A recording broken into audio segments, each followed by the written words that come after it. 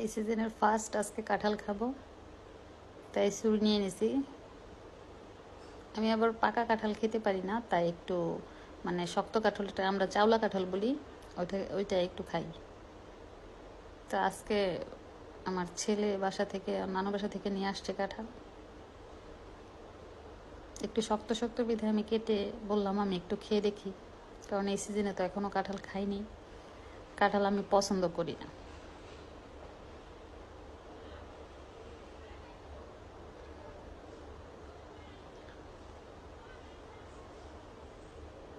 শক্ত ছিল, কাটতে একটু কষ্ট হইতেছিল।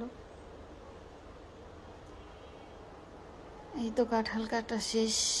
কাঁঠালের কোষগুলো দেখতে অনেক সুন্দর লাগতেছিল, আর অনেক নরমও ছিল না, অনেক শক্তও ছিল না। আমি 2-3 পিস খাইছি।